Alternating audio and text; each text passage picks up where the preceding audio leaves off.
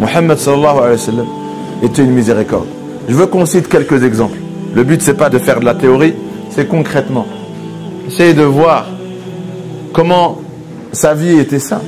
Et dans notre quotidien, on peut transformer toute notre journée en adoration. Quand on se réveille, c'est quoi la sunna? La première chose à faire, c'est de réaliser qu'Allah nous a accordé la faveur de vivre une journée de plus et de le remercier. Alhamdulillah. Alladhi ahyana, qui m'a donné la vie encore une fois. Ba'dama amatana, après cette mort. Wa ilayhi nushur, et c'est vers lui qu'un jour on se réveillera, qu'on sera ressuscité dans l'au-delà. Le prophète sallallahu alayhi wa sallam, en parlant de ça, qu'est-ce qu'il nous a dit? Regardez la façon dont il faut voir la vie. Et chaque journée, c'est une nouvelle vie. Il nous a appris à voir chaque jour comme une nouvelle vie. Et qu'il faut savourer. Dès le début. Dès que tu ouvres les yeux, tu réalises qu'une faveur t'a été accordée. Un jour de plus. Demain, un jour de plus. Et un jour, tu ne vas pas te réveiller. Tu seras réveillé dans l'au-delà. La sunna, elle commence au moment où tu ouvres les yeux. Et toutes ces formules, c'est ce qu'il ressentait. Tout ce qu'il disait n'était que ce qui sortait de son cœur, de son esprit, de ce qu'il voyait. Il nous a dit An-nawmu akhul maut, que le sommeil, c'est le frère de la mort. C'est quoi le rapport? Pourquoi ils sont frères? De la même façon que la mort ne se décide pas, allez, je vais mourir aujourd'hui, je fais ça. Non, la mort, c'est elle qui vient te chercher. Va essayer de dormir au moment où tu veux, toi. C'est comme la mort. Quand tu veux dormir, tu as envie de dormir, tu n'y arrives pas. Le sommeil vient te chercher comme la mort. Certes, tu vas me dire, non, c'est moi, je t'ai la lumière, je mets la tête sur l'oreiller et je m'endors. On sait tous que ça ne marche pas comme ça. Moi, j'aimerais bien au moment où je pose ma tête sur l'oreiller et je m'endors. Mais non. T'attends. Et après, si je te dis, à quel moment tu t'es réellement endormi, tu dis, je sais pas. Je suis en train de penser à ça, je suis en train de réciter ça, et je sais pas, je suis parti. Est-ce que tu es parti au moment où tu as voulu toi? Tu vas dire non. C'est ça qu'il a voulu dire. An-nawmu akhul maut. La mort, elle vient te chercher quand tu ne l'attends pas. Le sommeil vient te chercher quand tu ne l'attends pas. Imam Nawawi, quand on venait chez lui, Allah yarhamou, il a écrit Riyad Salihin al-Arba'in Nawawiya. Il a fait le commentaire de Sahih Muslim. Sahih Muslim, Bukhari Muslim. Il a fait tout un commentaire sur Sahih Muslim. Un grand muhaddith, un expert, un maître dans l'art du hadith. Ben lui, quand on venait le visiter, on voyait pas de lit chez lui. Il disait, pourquoi t'as pas de lit? Il dit, parce que je suis jamais allé dormir. Comment ça, t'es jamais allé dormir? Il dit, c'est le sommeil qui vient me chercher. Des fois, je suis en train d'écrire. Je suis en train... Après, je m'endors. Sur le bureau. Après, je me réveille. Et je suis jamais allé me préparer à dormir. Je me couche et j'attends que le sommeil vienne. Quand il doit venir, il va venir. Il n'avait pas de lit. Peut-être c'est pour ça qu'il était tellement connecté avec Allah Azza wa Jal et à servir l'islam et les musulmans à travers l'énorme travail qu'il a fait, qu'Allah Azza wa Jal a voulu que son nom reste jusqu'aujourd'hui. Après des siècles, tout le monde chez lui a Al-Arba'in Nawawiya, tout le monde chez lui a Riyad Salihin, et tout le monde chez lui a, pas tout le monde, mais vous verrez jamais un savant qui n'a pas le commentaire de Sahih Muslim écrit par Nawawi, des références. Donc le prophète il se réveillait avec Alhamdulillah. Au moment où il ouvrait les yeux, il remerciait Allah Azza wa Jal, Alladhi ahyana, de m'avoir donné la vie après cette mort. Le sommeil est le frère de la mort. Et il se rappelait, au moment où il se réveillait, qu'un jour il se réveillera dans l'au-delà. Et il nous a appris à le dire. C'est simple. De toujours nous rappeler quand on se réveille, qu'un jour je vais me réveiller dans l'au-delà. Que on va être ressuscité. Quand le prophète a dit à Aïcha radhiyallahu anha, on sera tous ressuscités dans l'au-delà, de la même façon qu'on est venu sur terre, nus. Elle a dit quoi? Allah il va nous ressusciter, on va être nus comme la première fois où on est sorti du ventre de notre maman nus. Même là-bas, on va sortir du sol nus. Il lui a dit, après les hommes ils vont nous regarder, les femmes. Il a dit non. Quand tout le monde se réveillera dans l'au-delà et réalisera que c'est réel, on va perdre la tête. Ce ne sera même pas la regarder avec toi. On va perdre la tête. Comme des gens ivres, par la peur. Allah il dit ce jour-là, les injustes, c'est pas ils vont se mordre les ongles. C'est pas ils vont se mordre les doigts. Yadei, les bras. Regardez la métaphore.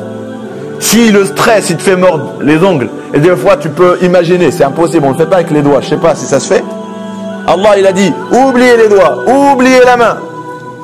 Vous vous mordrez les bras quand vous verrez l'au-delà. Qu'Allah nous préserve. Donc première chose c'était quoi? C'était Allah. Première chose quand on se réveille c'est quoi? Les ablutions, s'incliner et se prosterner devant Allah Azza wa Jal pour renouveler notre pacte avec lui. Iyyaka na'budu. Nous sommes tes serviteurs, tu es notre maître. Et un serviteur, il s'incline devant son maître. Il se prosterne devant son maître. Ça, c'est au réveil. Première chose, c'est quoi? Je commence ma journée avec un dhikr, avec une dua, avec les ablutions, avec une prière. La sunna, toujours que le prophète se réveillait, il faisait les ablutions. Et il faut rappeler qu'il avait toujours les ablutions. C'était pas au réveil. Il avait toujours les ablutions, ça. Dès qu'il les perdait, il les faisait immédiatement. Il n'y a pas un instant dans sa journée, il n'avait pas les ablutions. Et les Sahaba, c'est un exemple parfait, ils ont fait comme lui. Vous connaissez l'histoire de Abu Huraira, Bilal. Il s'est vu au paradis en train de marcher, il voyait ses pas devant lui. De quoi m'as-tu devancé au Bilal? Tu marchais devant moi, de quoi? Qu'est-ce que tu fais de si? Il dit, Rasulallah, je fais toujours quand je perds les ablutions, je refais les ablutions. Hein, là, c'est un raccourci pour aller au paradis qui nous a été dévoilé par Bilal. Il a dit, et après avoir fait les ablutions, je fais 2 rak'at. Après m'être purifié, je fais 2 unités pour Allah Azza wa Jal. Il lui a dit, c'est avec ça que tu m'as devancé au Bilal. De toujours avoir les ablutions. Parce que al-wudu silah al-mu'min. Les ablutions, c'est l'arme du croyant. Les choses simples de la sunna, aussi c'est quand on dort. On n'oublie pas qu'on est des fils d'Adam. Et qu'Allah, il a honoré le fils d'Adam par ce beau corps et par ce squelette. Tous les animaux n'ont pas notre beauté et notre squelette. Leur squelette, il est orienté vers le sol. C'est pour ça que quand ils dorment le ventre à terre. Mais un fils d'Adam ne doit pas leur ressembler dans le sommeil. C'est pour ça qu'une fois le prophète il a vu quelqu'un couché sur son ventre. Et après il lui a dit que voilà, cette position n'est pas appréciée par Allah Azza wa Jal. Parce que tu te mets sur ton ventre et donc tu envoies quoi vers le ciel? Sur le dos, sur le côté. Et la sunna, c'est quoi? C'est de faire tout ce qui est utile. Est-ce que c'est pas utile que de dormir sur le côté droit pour que le poids du corps ne s'appuie pas sur le cœur? Parce que si dormir c'est reposer son corps, alors si vous dormez sur le côté gauche, tout le poids de votre corps s'appuie sur le cœur qui est de ce côté. Et le prophète sallam, tous ses gestes étaient parfaits. Si dormir c'est se reposer, il faut reposer tous les membres de notre corps, il faut reposer le cœur. Et la meilleure façon de le reposer c'est quoi? C'est de se mettre sur le côté droit et que le cœur ne subit pas le poids du corps. Et il va mieux, et il se repose. Et dormir avec un ventre pas rempli pour que voilà, tout le corps se repose pendant cette période de sommeil. Et puisque c'est la fin de notre vie, le sommeil, c'est le frère de la mort, n'est-ce pas? C'est le frère de la mort. Comment voulez-vous mourir? Avec la ilaha illallah. Vous voulez mourir en train de parler avec Allah Azza wa Jal. Voilà pourquoi avant de mourir, avant de s'endormir, avant que la mort vienne nous chercher, avant que le sommeil vienne nous chercher, on doit être en train de faire dhikr, à lire le Coran. On doit être avec Dieu. Parce que tu seras ressuscité comme tu meurs. Si tu meurs à dire la ilaha illallah, tu seras ressuscité en train de dire la ilaha illallah. Si tu meurs à lire le Coran, tu seras ressuscité à lire le Coran. Et combien dorment et ne se réveillent pas? Et qui te garantit qu'un jour, ta mort sera de cette façon-là? Tu ne vas pas te réveiller de ton sommeil. Mais tu seras ressuscité comme tu t'es endormi. Imaginez, il y en a qui s'endorment sur le haram. Ou il y en a qui s'endorment ivres. Et il y en a qui s'endorment drogués. Et il y en a qui s'endorment avec je ne sais pas quoi comme péché. Alors qu'ils seront ressuscités comme ils se sont endormis, comme ils sont morts. Et donc la sunna, c'est de considérer chaque début de journée comme une nouvelle vie et chaque fin de notre journée comme la fin de notre vie. Et on veut mourir comment? En faisant 2 rak'at, avec les ablutions, en train de réciter le Coran, en train de faire du dhikr et en train de faire des du'a.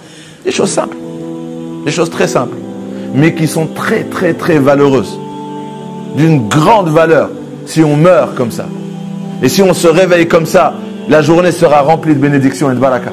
Pourquoi? Parce qu'on a fini notre journée sur la sunna et on a commencé notre journée sur la sunna. Walhamdulillahi Rabbil Alamin.